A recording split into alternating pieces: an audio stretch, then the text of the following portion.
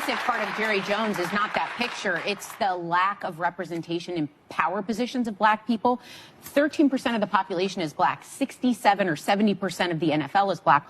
Only 17% of those are quarterbacks, which we all know are leaders on the team. Welcome. So, this is what happens when you're so desperate to be praised by the woke mafia that you will say the most ridiculous, asinine, off-the-wall, over-the-top bullshit just for a little bit of praise, not realizing how stupid you sound. So if you're not aware of what's going on with this whole thing, very recently, Cowboys owner Jerry Jones had a photo leaked of him back in the 50s when he was much younger, where he and a group of white students were trying to prevent a group of black students from entering an all-white school. Frustrating, irritating, angering, sure.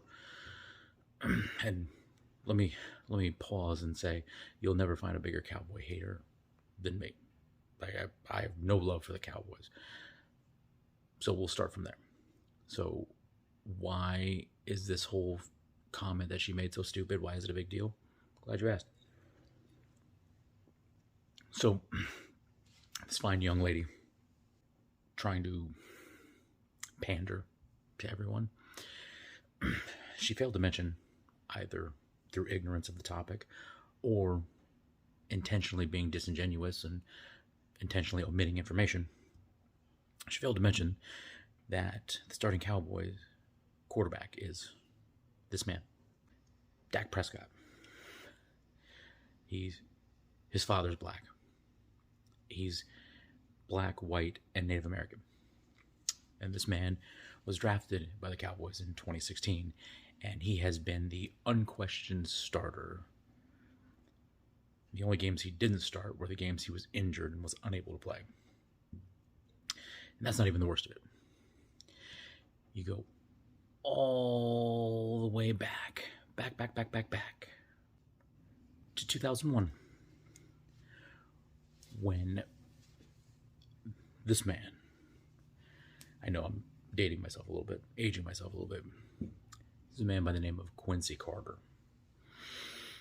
Quincy Carter played for the Dallas Cowboys from 2001 all the way through the 2003 season. 3 years with the Dallas Cowboys. And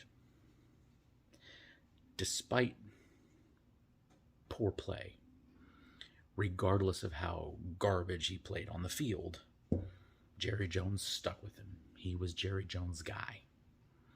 And trust me, his stats were abysmal. Like, absolute dog shit. His first 2 years, he had a losing record.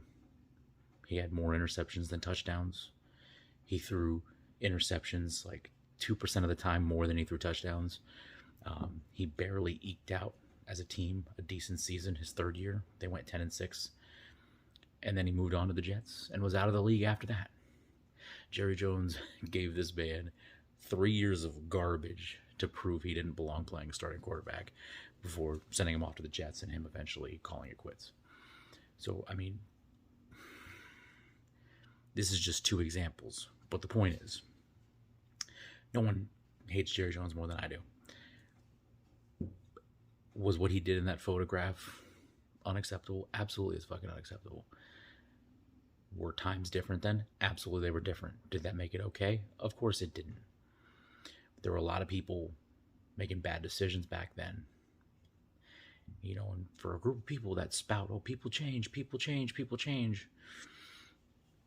really only seems to not be true when it affects the people that you're trying to go after. It was the 50s. A lot of people made bad decisions. And I can't stand Jerry Jones, but honestly, I've seen a lot of things, and I'm sure he's not perfect, but I've seen a lot of things since then that poke holes in all your little arguments. Just saying. People change.